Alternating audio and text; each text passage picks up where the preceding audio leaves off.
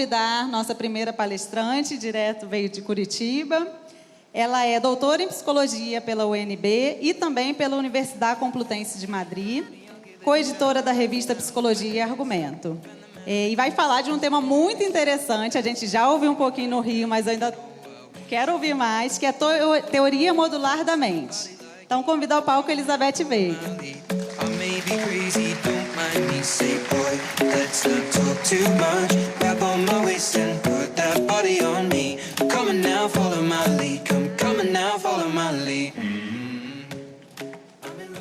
Então, bom dia a todos. Mais uma vez, é uma satisfação eu estar aqui com vocês, trocando alguma experiência a respeito da superdotação, né? Então, eu venho conversar um pouquinho com vocês, algo que para mim fez um diferencial muito grande quando eu estive em Madrid, né? Que eu me deparei com essa teoria modular da mente, que eu não sabia exatamente o que era.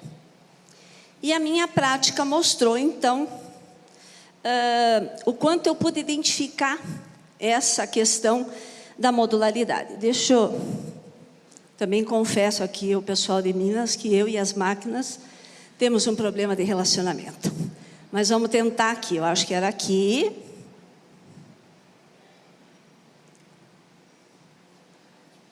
Aqui. Vou deixar, durante muito tempo, nós acreditamos que o cérebro nosso era uma estrutura única. E por isso, durante muito tempo, mas a gente ainda faz isso, quando eu estou dizendo isso, não é que a gente não testa mais, mas a gente usava o teste QI com uma medida única, quase que eu fiz aqui. Uma medida única e quase que exclusiva, e as pessoas se prendiam muito para identificar a superdotação pelo QI. Alguém aqui da plateia fez teste QI já? Hein? Alguém. Então, algumas pessoas tiveram já a experiência de fazer esse teste QI. Porque durante muito tempo a gente tinha essa ideia de que o cérebro é uma estrutura única. Com os estudos que foram se fazendo ao longo do processo, foi, então, percebido que o cérebro não é uma estrutura única. Que ele tem uma organização modular, ou seja, várias áreas. O cérebro tem várias áreas, várias competências, várias possibilidades de funcionar e expressar a sua inteligência. Se a gente repensar na nossa história como estudante, como alunos, vocês vão entender facilmente essa questão de modularidade. Foi o que eu também entendi quando eu estava lá em Madrid. Quando vocês lembrarem do desempenho escolar de vocês, ou dos alunos de vocês, vocês vão perceber que o mesmo sujeito, ele é muito bom, por exemplo, em educação física, é o melhor aluno de artes, é o pior na matemática, é o razoável em português, por exemplo, né? Então, por que o mesmo cérebro tem essa diferença de funcionamento? Por que eu sou muito boa para fazer algumas coisas, muito bom em algumas áreas e muito ruim ou mais ou menos em outras áreas? Justamente porque a nossa organização é modular, é por áreas. Aí eu fui entender a minha prática com os meus alunos. Por que os alunos poderiam ir tão bem, tão excelente aluno num conselho de classe, na época eu participava, esse aluno ia tão bem numa área e muito mal na outra. Com isso, me levou à compreensão muito melhor das altas habilidades. Porque também nós temos um mito e uma fantasia, que é o sujeito que tem altas habilidades, é aquele sujeito que é bom em tudo. E aí fica muito fácil de eu identificar aquela criança que bate no meu mito. Ele anota 10 na escola, ele lê muito bem, ele escreve muito bem, ele, enfim, vai muito bem na escola. Então, esse sujeito é fácil da gente identificar. O que é difícil de identificar é quando o sujeito não bate no nosso mito, que não bate nessa inteligência acadêmica, mas ele apresenta uma alta habilidade em outros módulos cerebrais. E aí nós não conseguimos identificar e eles ficam invisíveis nos bancos de escola. Essa produção que está aqui, né, mostra... Agora vamos ver se eu acerto. Esse primeiro desenho aqui é de uma criança autista com 6 anos de idade. E este segundo desenho aqui é de uma criança de 5 anos do ensino regular. Então, esse é um dos vários mil estudos que nós temos que mostra essa modularidade do cérebro. Essa criança que tem uma dificuldade, né, um transtorno, como o autismo, tem uma área do cérebro, um módulo que é a inteligência espacial altamente desenvolvido. E a criança do lado, o vizinho ali, um desenho de uma criança padrão de 5 anos de idade.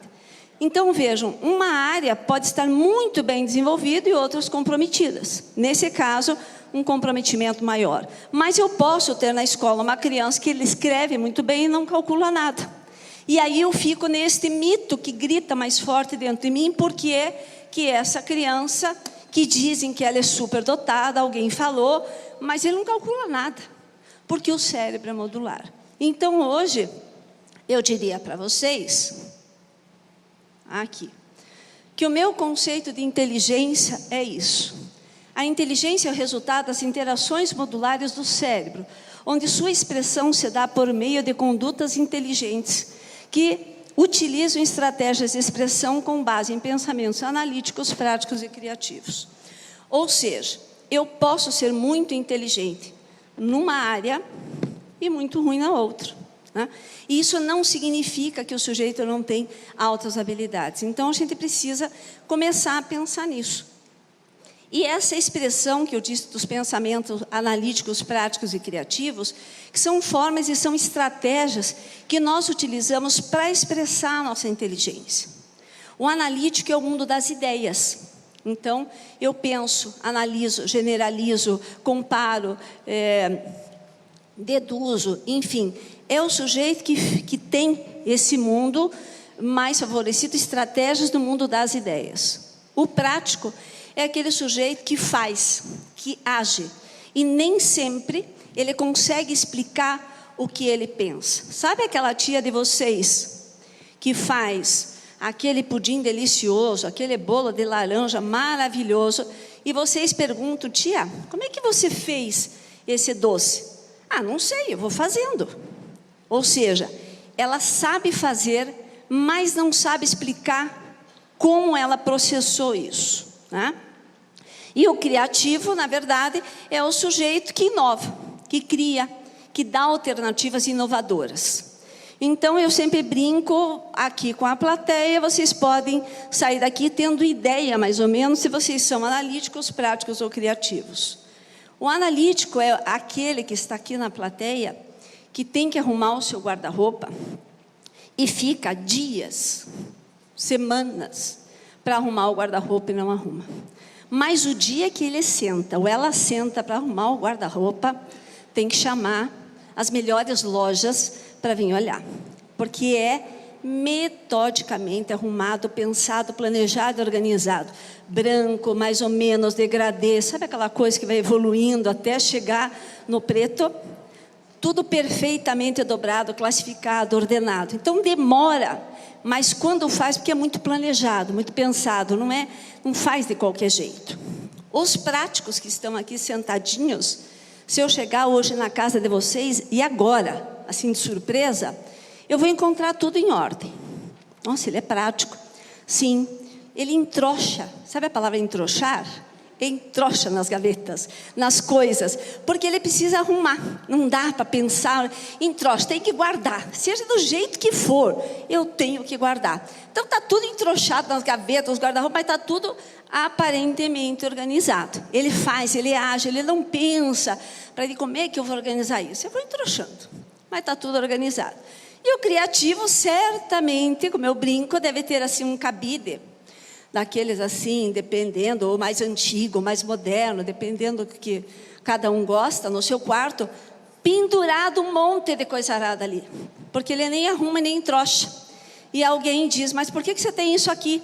Mas é para dar uma personalidade no quarto. Sabe como é que é? É o criativo, né? Ele não arruma, não entrocha, mas ele cria uma alternativa para deixar a bagunça, mas uma bagunça estilosa, e põe o cabide ali.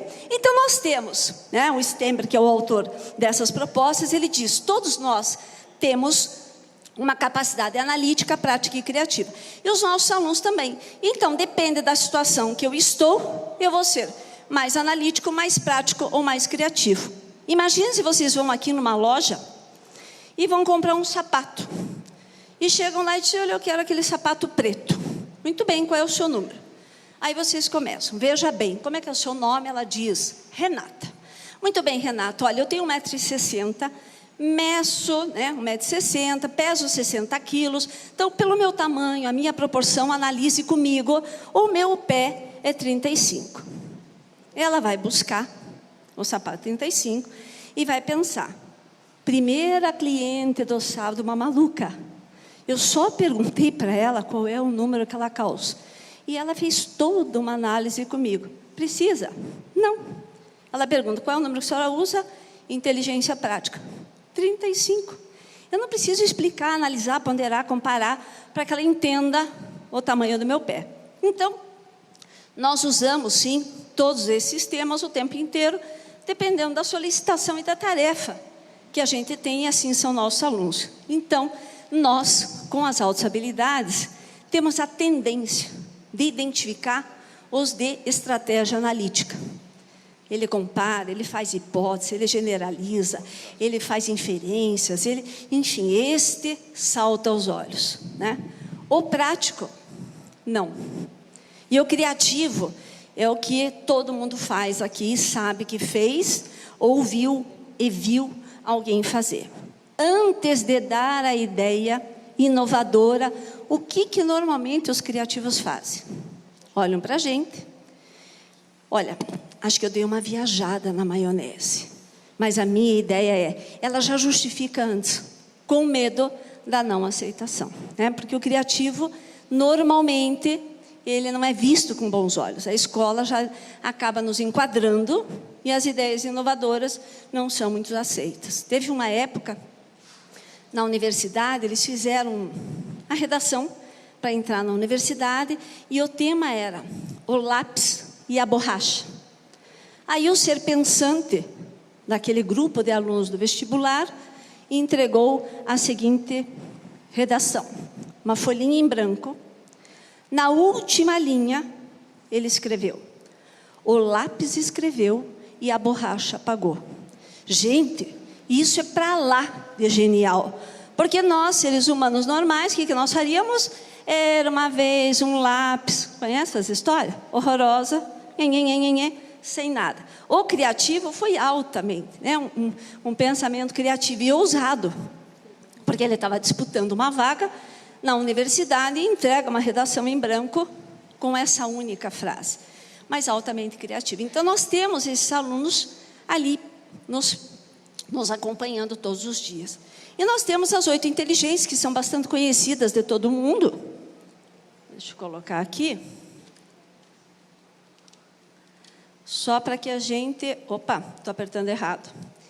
Que são as 8 inteligências. Inteligência linguística, inteligência lógica matemática, a inteligência corporal, a inteligência intrapessoal, interpessoal, musical, espacial, obrigada. Em que as crianças e todos nós usamos todas essas rotas, né? Então, não devemos mais estar presos à expressão quantitativa da inteligência, mas à qualidade dessa expressão. Eu tive um menino que foi com a família na universidade e ele, enquanto a família conversava comigo, ele começou a fazer dobradura. E ele fez um micro e um macro dinossauro. Quando eu comecei a ver ele fazia as dobraduras, pedi se ele queria mais fita crepe, ele falou que sim. E eu peguei essas fitas crepes, fui buscar no material e entreguei ali para ele, conversando, né? Com a família, mais um olho no menino. Ele fez micro e o macro dinossauro interno e externamente. Eu não precisava testar esse menino para saber da alta habilidade espacial que essa criança tinha, essa capacidade de transpor o que ele tinha de representação mental a respeito do que era um dinossauro para uma imagem, no caso ali, a construção dele com a fita crepe. Essa criança teve um QI abaixo do que diz a teoria, que é 130, 125. Porque era uma criança muito exigente, e ele demorava muito mais para responder, né? E aí ele não obteve quantitativamente o ponto, né? 130. Mas a produção dele era indiscutível. Então, isso e outros exemplos que eu tenho, é indiscutível que a criança tenha a expressão da inteligência, e os olhos de vocês são fundamental na sua identificação. Quer dizer, vai para ser identificado, ser avaliado e tudo, mas esse olhar na produção da criança é fundamental. Eu tive um outro exemplo de uma criança também, que não era aqui 130, e que os pais trouxeram e começaram a conversar comigo, e daí ela contando a história, que ela estava em casa com a sogra, e ela escutou, mãe, e elas se assustaram porque só tinha o bebê de 6 meses no quarto, dormindo. Eles levantaram e foram justamente para ver a criança, o bebê, e quando chegaram lá, quem estava falando? O bebê. E aí foi assustador, porque ele começou a falar com 6 meses, com 8 ele conversava com a mãe. Então vocês imaginem o drama dessa família sair com o bebezinho dialogando com eles, né? Eu brinco entre nós, é o bonequinho Chuck, né, falando. Ela se assustava, claro. Aí ela dizia, com 1 ano ele falava tudo, todos os R's, todos os S e tudo mais. Então o que acontece? Ela disse, olha, professora, até conversar com você eu achava que um espírito baixava no meu filho, porque não tinha ideia. Então eles vão dando, né, sinais de competências antes de que a escola mesmo veja e que os pais possam observar dentro dos 8 sistemas que eu falei. Eles falam, às vezes falam antes, leem antes, consequentemente. Enfim, algumas indicações de alguma precocidade eles acabam dando para a gente. O importante que eu quero deixar recado para vocês é assim, a nossa briga, de todos nós, inclusive a minha, é com os nossos mitos. Ou seja, eu tenho um estereótipo em que eu tenho que brigar. A criança que não entra no meu estereótipo, eu acho que não é superdotada. Então lembre que nós temos vários canais hoje comprovados cientificamente para expressar essa competência, essa inteligência e formas de expressar, ou mais analíticos, ou mais práticos, ou mais criativos. Eu deixo vocês agora para que as demais conversem um pouquinho e depois a gente volta no bate-papo. Um bom dia, obrigada.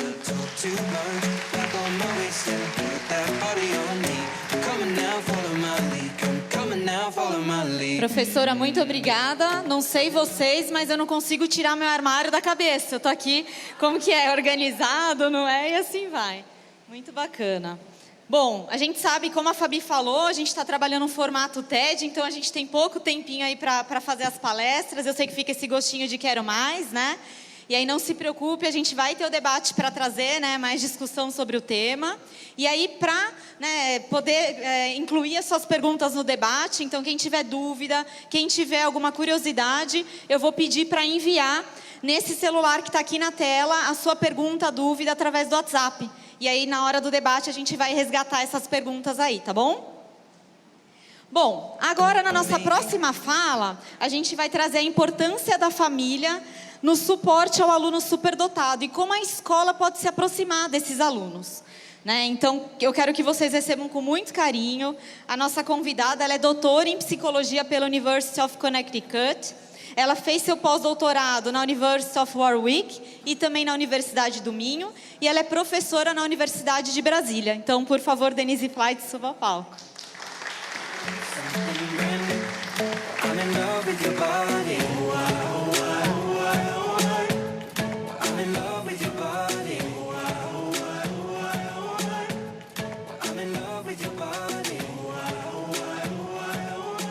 Bom dia, gente. É um prazer estar aqui com vocês e para falar de um tema que eu acho super importante quando a gente pensa na identificação e no atendimento ao aluno superdotado, que é a família, né? Então, como a família pode contribuir para esse processo?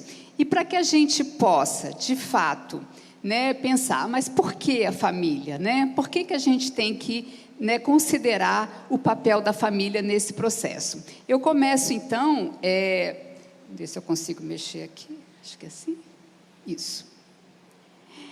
Lembrando a vocês, né, fazendo uma breve revisão do que significa, né, altas habilidades. Qual é o conceito de altas habilidades, né? A gente poderia aqui ficar uma manhã inteira só falando sobre isso, mas eu gostaria de trazer algumas características desse processo, desse fenômeno da superdotação. Então, é importante lembrar, né, que é um processo que não é inato totalmente, né? A gente não nasce superdotado ou não nasce superdotados, né? É importante que ele também não é um processo cristalizado, ou seja, uma vez superdotado, sempre superdotado, mas ao contrário, é um processo flexível, é dinâmico, vai depender muito de como esse indivíduo interage com o seu ambiente. E quando eu falo de ambiente, eu estou falando da escola, da família, da sociedade, da cultura, né, do momento histórico em que esse indivíduo está inserido. Então, por isso, a família é um aspecto importante a ser considerado nesse processo de identificação e estimulação das habilidades. Bom, e aí, então, muitas vezes os pais me perguntam, mas será que meu filho é superdotado? Será que ele apresenta características de superdotação?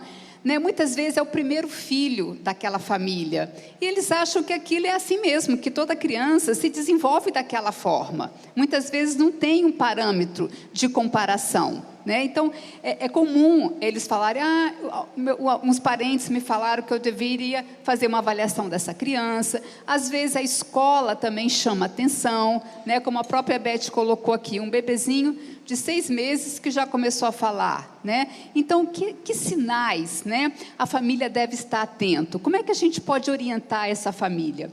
Então, aqui estão listadas algumas características. Não significa que todos os alunos superdotados vão apresentar essas características. Né? Muitas vezes a gente observa que são características mais frequentemente encontradas, mas não significa que é uma forma em que todos têm que se encaixar. Então, entre essas características, a gente pode destacar a excelente memória, um vocabulário avançado para a idade. Isso é especialmente importante quando a gente trabalha com crianças da educação infantil, tá? Habilidade para perceber discrepâncias entre ideias e pontos de vista, intensa curiosidade, interesse pelo que é novo, né? Compreensão avançada de ideias abstratas, especialmente em crianças menores, né? Então, são algumas características de natureza intelectual que a gente observa muito frequentemente nessas crianças, né? E a gente observa também que tem algumas características de natureza mais o quê? Afetiva, social, emocional, que a gente não pode desconsiderar, né? Porque o indivíduo superdotado não é só intelecto, não é só rendimento escolar, mas também tem o aspecto emocional, o aspecto moral, o aspecto social. Então, entre as características sociais e emocionais, a gente pode destacar, por exemplo, a preferência por brincadeiras individuais. Muitas vezes, na hora do recreio, o aluno prefere ficar na sala de aula ou na biblioteca lendo, ao invés de ir para o recreio brincar com os colegas. E isso, muitas vezes, preocupa a equipe da escola e aos pais, como se essa criança não tivesse nenhuma habilidade social, porque ela prefere ficar lendo ou estudando na hora do recreio. Mas a gente tem que entender, né, que a leitura para o aluno superdotado, muitas vezes, é uma forma, entre aspas, de brincadeira. Né? Então, a gente tem até mesmo que repensar qual é o nosso conceito de brincadeira. Tá? Então, acho que a gente tem que estar atento a isso, porque ele está ali, porque aquela atividade é prazerosa para ele, ele gosta. Não significa que ele tenha dificuldade de fazer amigos ou de se relacionar com outras pessoas. Tá? Outra característica também do aluno superdotado é a tendência a questionar regras. Então, eu recebo muitos pais que me falam, meu filho, ele não quer copiar do quadro negro. Ele se recusa a copiar do quadro negro. E aí, muitas vezes, o pai é chamado na escola para apontar que há algum problema com o filho dele. A criança consegue fazer uma redação perfeita. É um excelente aluno, mas não gosta de copiar. Né? E muitas vezes, o que observa? O que esse enfrentamento, né? Eu não quero mais copiar, isso é o que destaca mais. Ao invés de a gente chamar atenção para a redação que está maravilhosa, né, Pelo talento dele em matemática. Então, porque para eles copiar não faz sentido. Se eu consigo produzir o meu próprio texto, para que eu preciso copiar do quadro? Eles não conseguem entender a lógica do copiar ou do reproduzir um conhecimento, né? Então, a gente tem que se perguntar, será que a gente precisa mesmo pedir que eles copiem do quadro, né? Então, essa é uma questão para a gente refletir, tá? Outro aspecto também, a questão da persistência. Eles não desistem facilmente daquilo que eles têm interesse, tá? E muitas vezes podem ter, ai, que garoto chato, toda hora falando a mesma coisa, pedindo a mesma coisa, né? Mas isso faz parte do perfil desses alunos, tá? Grande bagagem de informações sobre temas de interesse. Então, se eles se interessam por dinossauros, eles vão dar uma aula fantástica, né, para vocês. Eu até sugiro, ou então dos planetas, do sistema solar, que vocês, ao invés de impedir isso, que vocês convidem o aluno para dar uma aula naquele dia para vocês, né, fazer alguma atividade com os colegas, né, que muitos agora chamam de aula invertida, né, o aluno que dá aula ao invés do professor, né. E é interessante a gente testar essas novas metodologias, né? Bom. E aí, então, a gente entra mesmo no papel da família, né? Então, por que a gente fala da família? Por que a gente insere a família nesse processo, né? Então, lembrando, né, que as práticas parentais, né, a forma como os pais criam, educam o seu filho, isso vai ter impacto o quê? Nos valores que esse indivíduo vai desenvolver, nas atitudes, né? Nas crenças. Então, é muito comum a gente falar, eu faço assim com meu filho porque foi assim que minha mãe me educou, e foi assim que minha avó educou a minha mãe. Então, como muitas vezes, eu diria sempre, né? A família tem um impacto na nossa vida, e muitas vezes a gente nem tem consciência disso. O quanto nós somos influenciados pelos valores, pelas crenças, né, que muitas vezes estão na nossa família há gerações, tá?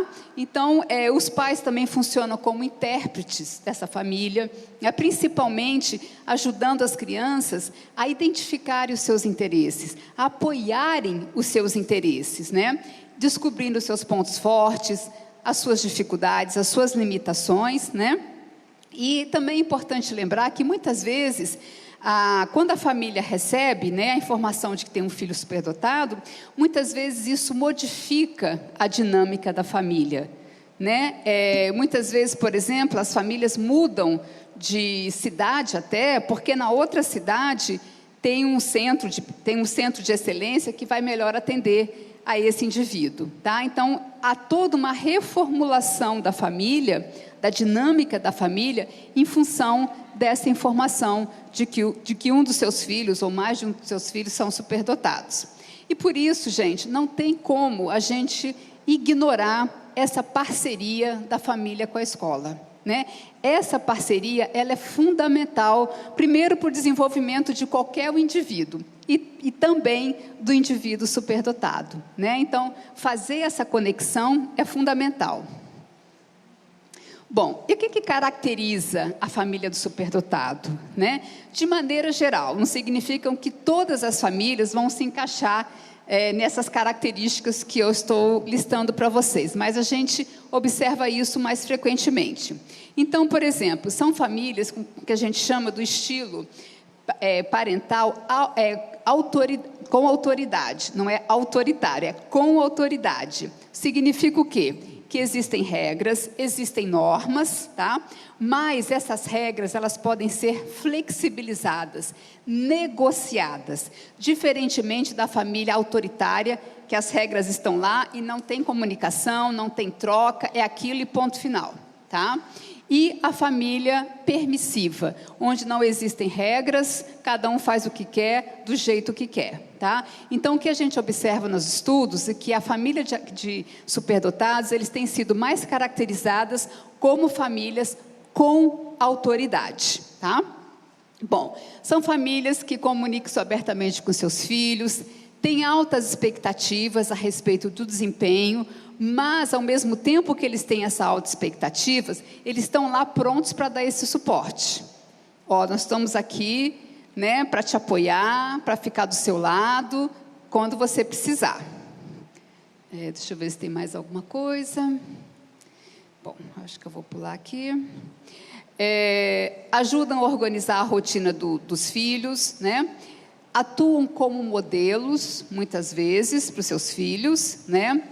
Oferecem ambientes enriquecidos com estímulos variados, e isso não significa ter mais dinheiro, né? O fato de você oferecer estímulos não significa que então tem que ser alguma coisa que vai envolver muito investimento financeiro. Não necessariamente. São famílias que procuram, por exemplo, programas culturais ou acadêmicos que sejam de graça ou que cobrem uma taxa muito baixa, ou levam para a biblioteca da escola, ou enfim, ou do município. Enfim, procuram alternativas que não sejam custosas do ponto de vista financeiro e que sejam do interesse da criança. Tá?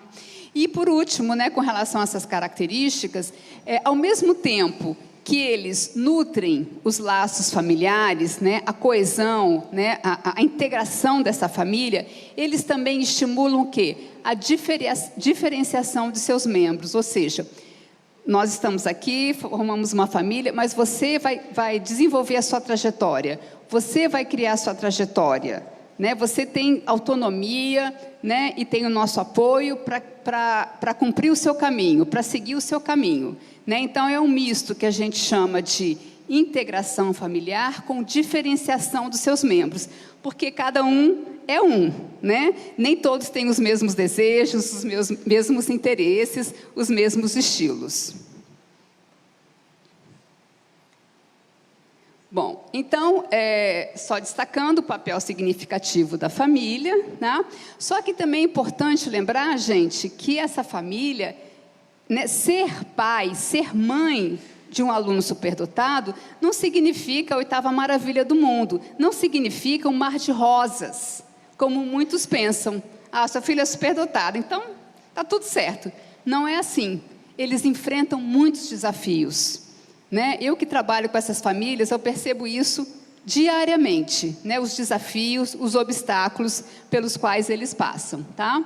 E aí, então, o que a gente poderia, né, como a escola, como nós poderíamos orientar essas famílias, né? Então, acho que o primeiro ponto, né, é reservar um tempo para cada filho, sendo ele superdotado ou não, né? Então, eu tenho tempo, vamos supor uma família com mais de um filho, né?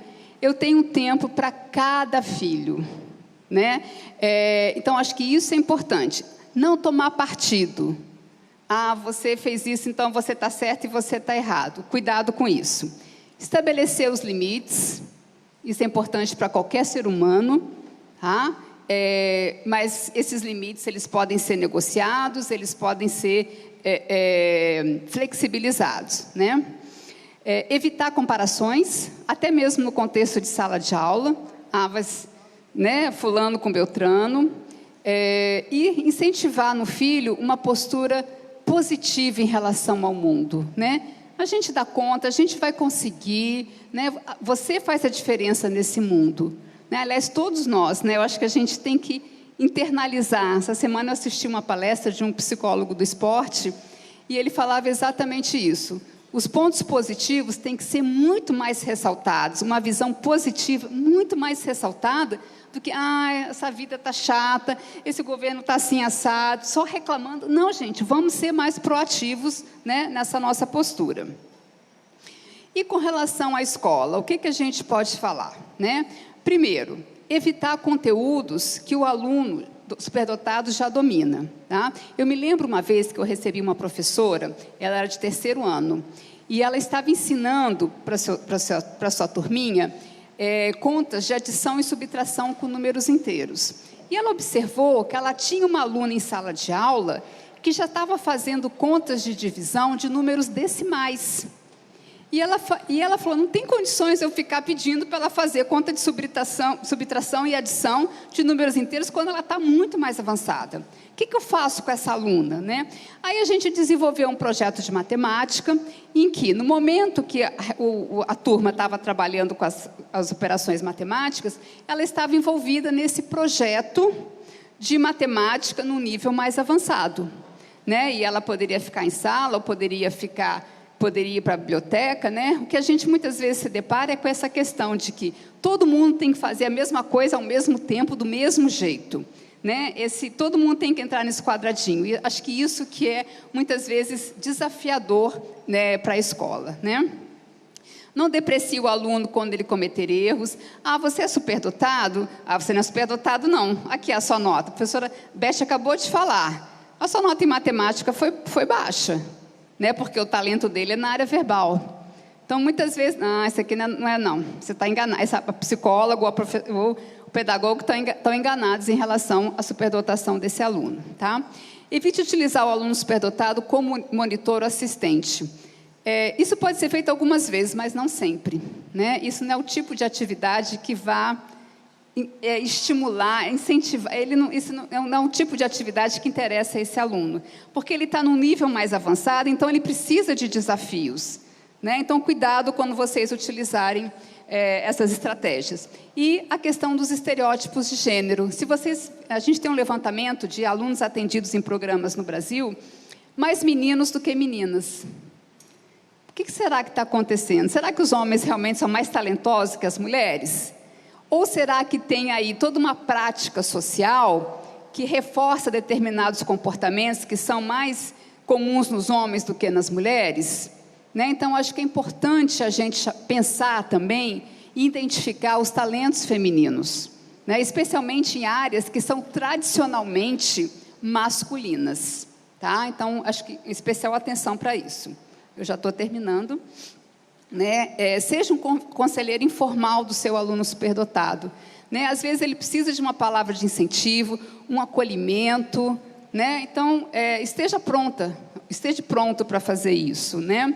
Ajude o aluno a planejar suas experiências profissionais ou educacionais futuras. Como você pode orientar? Olha, eu sei que tem um Smart, vamos tentar, vamos escrever você no Smart, nessa seleção do Smart, né? Vamos tentar não sei o quê, tá? Então, acho que a gente pode, digamos assim, ajudar esse aluno nesse planejamento, tá?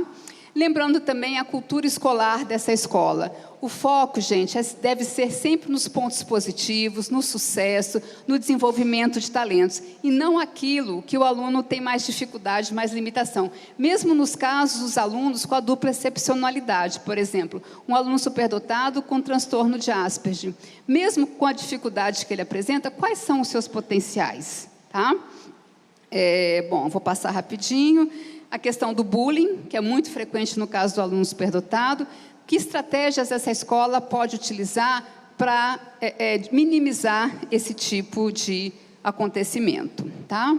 Bom, eu acho que teria muita coisa que eu poderia falar aqui para vocês, mas, enfim, só queria terminar, então, dando esse recado de que, né, a família, essa parceria da família com a escola é fundamental para o desenvolvimento de qualquer aluno, inclusive do aluno superdotado.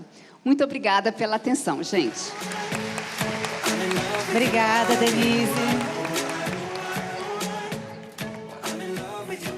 É bom que a gente está ouvindo pela segunda vez e faz várias reflexões. Eu já pensei em um monte de coisas, depois eu compartilho com vocês.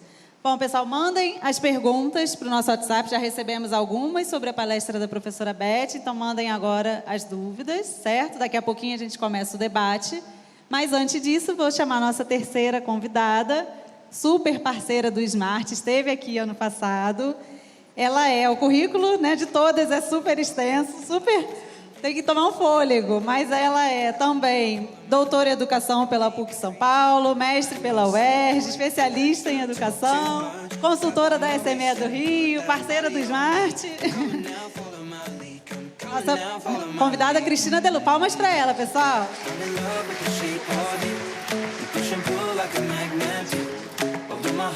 Bom dia, professoras e professores. É ótimo estar de volta aqui com vocês em BH, para a gente poder refletir mais um pouco sobre questões ligadas a altas habilidades de superdotação, e eu vou abordar a questão das políticas públicas.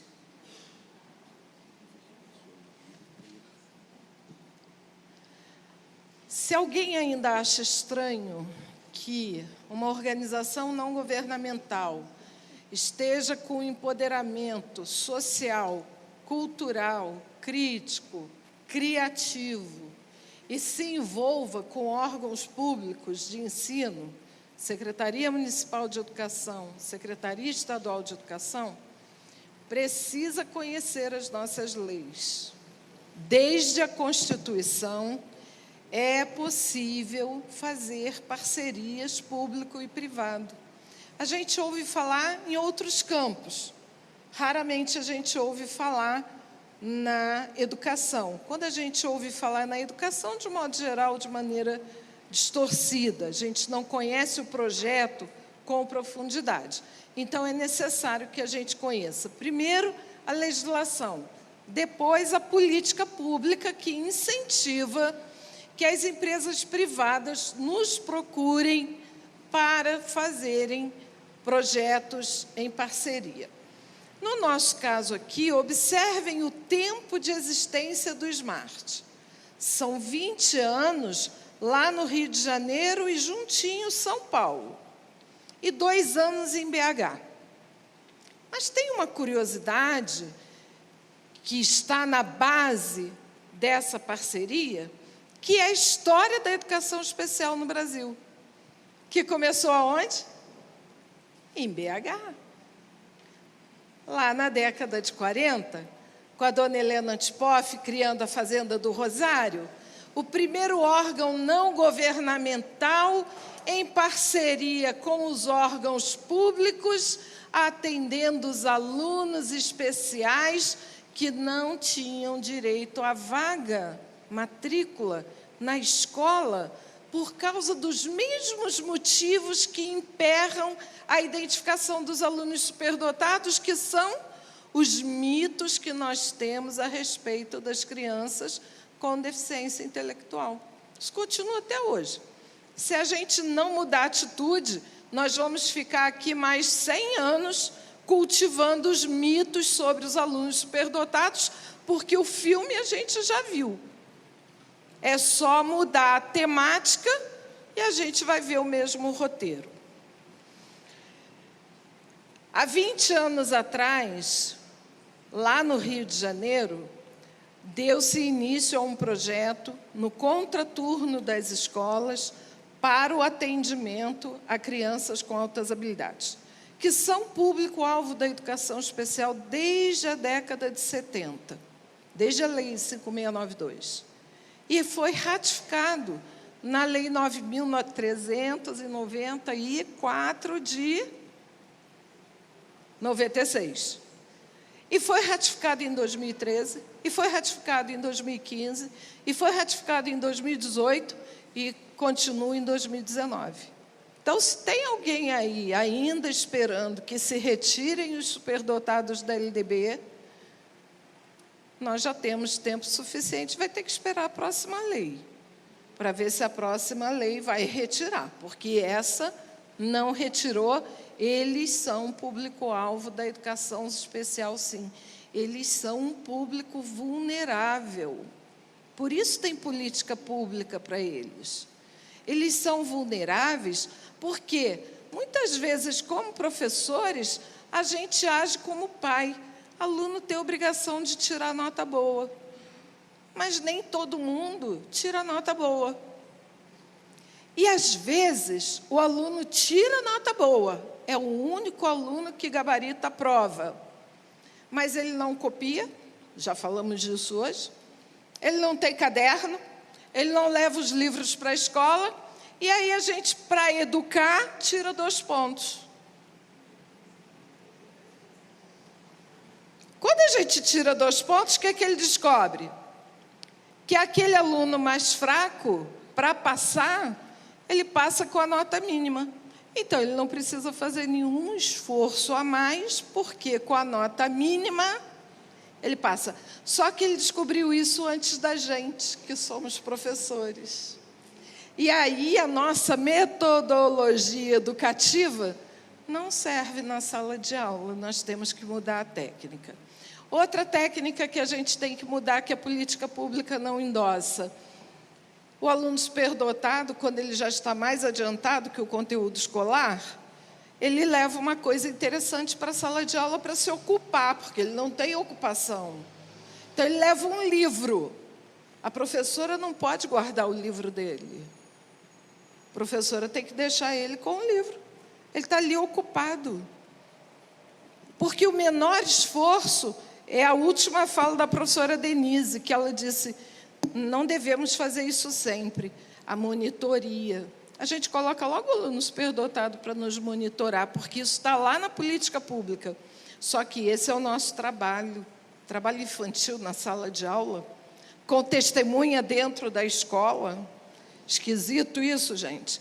Então, a gente tem que estudar a política pública, estudar a legislação, para a gente poder fazer na nossa escola o que os Smart conseguem fazer, gente, pelo amor de Deus. Na nossa escola, os alunos não têm motivação, os alunos não querem copiar. Quem é mãe sabe que o filho não quer ir para a escola de manhã, não quer repetir todo dia a mesma coisa, e aí chega na hora do Smart, não tem ninguém querendo ficar em casa. Todo mundo quer ir para a escola, todo mundo faz as atividades, todo mundo faz as tarefas, e depois, mais tarde, o efeito Smart vem para a nossa escola no IDEB. Mas a gente não estudou isso. Nós não sabemos quantas escolas aumentaram o IDEB conforme a maior número de alunos superdotados identificados e atendidos no Smart. Porque o IDEB está relacionado com as notas escolares. E se ele melhora a autoestima dele lá fora, como é que ele não vai repercutir isso na escola aonde ele estuda? Então, a gente precisa também fazer estudos sobre o efeito desse programa, que está apoiado pela LDB, pela resolução número 4 de 2009, que instrui sobre o atendimento educacional especializado no Brasil, cria a segunda matrícula para o atendimento educacional especializado. Significa que todos os alunos que fazem parte do programa Smart devem estar na sua escola matriculados na segunda matrícula no AEE. Aonde é que ele faz o AEE? No Smart. Para onde vem a verba do Fundeb? Para a escola dele. Se a gente não registra eles no censo escolar, porque eles não têm a segunda matrícula, não tem verba do Fundeb. Quem é que sabe dizer quantos alunos com deficiência intelectual são atendidos em BH? Alguém sabe? Quantos? 16 mil? Menos? 11 mil? Seja lá o número que for, é esse número de alunos com altas habilidades que vocês têm que encontrar. Sabe por quê? Porque BH até hoje não teve uma crise que dissesse que a gente tem menos alunos inteligentes e mais alunos com deficiência. Daqui a alguns anos, com o fenômeno do Zika vírus, a gente vai ter que pensar sobre isso. Mas hoje, não. Nós não temos uma diferença significativa entre o número de alunos capazes acima da média, como diz a Zenita Gunter, ou alunos com deficiência abaixo da média. O número se equipara, a gente tem que buscar esses números e vai ter muito trabalho, porque a diferença é muito grande. Os decretos, no Rio de Janeiro, nós já temos uma deliberação estadual. Minas Gerais já tem a sua deliberação estadual amparando o atendimento educacional especializado para todo o público-alvo da educação especial e com tudo que o aluno superdotado tem direito. Tem que ter, gente. Como é que se faz educação sem legislação atualizada? O Conselho Estadual tem que se manifestar. E o Conselho Municipal de BH também. Porque quando a gente não tem uma lei própria que ampare as nossas práticas, sabe quem é que manda a gente cumprir a lei federal? O Ministério Público. Olha a saia justa. o Ministério Público não precisaria entrar em ação se a nossa regra estivesse aprovada na Câmara dos Vereadores e no Conselho Municipal de Educação. E ali a gente diria quais são os direitos e como nós faremos aceleração de estudos, enriquecimento, aprofundamento. Aceleração de estudos é um nó, porque o exemplo que a professora Denise deu foi da aluna do 3º ano. Mas os alunos do 1º ano, que têm 6 anos de idade, que têm nível de 2º, 3º e 4º. No município de Belford Roxo, no Rio de Janeiro, tem uma menina de 7 anos de idade que fala, lê e escreve 8 idiomas e faz cálculo mental de radiciação. Ela faz as 4 operações, raiz quadrada, fração, exponenciação. E eu vou colocar essa criança no 2º ano, porque ela tem 7 anos de idade. Pensem nisso. Quantas crianças estão se entediando e deprimindo no caminho do suicídio, porque elas não têm voz, elas não conseguem ser vistas dentro da escola. Ninguém valoriza o que essas crianças apresentam na escola. Se elas têm simbolicamente a obrigação de apresentar o rendimento escolar, nós sabemos que esse rendimento escolar não está dado para todo mundo. Nem todo mundo tem condições de apresentar rendimento escolar. Quantas crianças vão para a escola e a primeira refeição é a merenda escolar? E não tem nenhuma outra refeição após aquela refeição da merenda escolar? E a gente precisa se colocar no lugar dos nossos alunos para a gente poder verificar os direitos, como eles estão sendo cumpridos. Lá no Rio de Janeiro, nós temos também uma deliberação municipal. É preciso produzir a deliberação municipal de BH. Juiz de Fora já tem. Foi produzida numa dissertação de mestrado do curso de mestrado profissional em diversidade e inclusão da Universidade Federal Fluminense. Já tem vários professores de Juiz de Fora, mestres por este curso, lá da UF. E lá no mestrado, nós produzimos o projeto de lei que foi aprovado na Câmara Municipal de Juiz de Fora. Então, a gente pode fazer isso com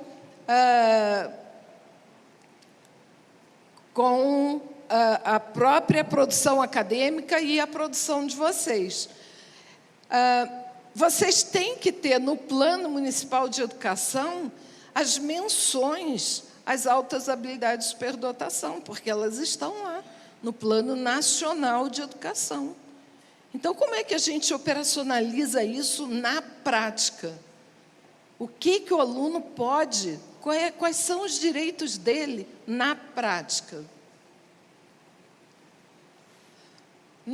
Na resolução número 4, eu já tinha colocado para vocês a questão da 2ª matrícula, e os 2 artigos, o 1º e o 7º, falam dos direitos dos alunos superdotados. Eles podem ser atendidos na escola e, no contraturno, eles podem ser atendidos fora da escola. E fora da escola, eles também poderão ser atendidos na PUC Minas e na UFMG, com dinheiro público vindo da FAPEMIG. Quando a FAPEMIG se submete ao edital de iniciação científica júnior do CNPq e busca verba para ser aplicado, não precisaria ser só nos colégios de aplicação que existem na cidade ou no estado. Poderia ser na escola municipal, desde que haja um professor vinculado à escola que tenha uma relação com o professor universitário, o laboratório na universidade, que desenvolve projeto científico, de qualquer área, desde que haja um doutor responsável pelo projeto. O projeto Jovens Talentos, da FAPERJ, da Fundação de Amparo à Pesquisa do Estado do Rio de Janeiro, é histórico, é da década de 70. E aqui em Minas?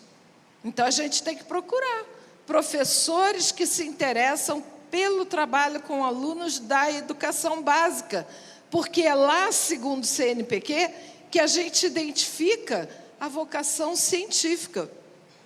Porque se a gente não identifica, como a professora Denise falou, a vocação científica das meninas numa idade precoce, o que as meninas vão ser? Principalmente as meninas de baixa renda, que vivem em situação de risco social. Como é que vai ser a vida adulta dessas meninas? Poderiam ser líderes, poderiam ser pesquisadoras, poderiam ter qualquer profissão de formação acadêmica. Vão ter filhos com 12 anos de idade, vão acabar se prostituindo, vão acabar sendo empresárias numa situação de baixa renda, de violência e de sofrimento social. Então, a gente precisa olhar para as meninas das nossas escolas para que elas possam ter um futuro mais digno. O conceito que está em vigor hoje de altas habilidades de superdotação no Brasil tem a mãozinha da professora Denise lá na redação.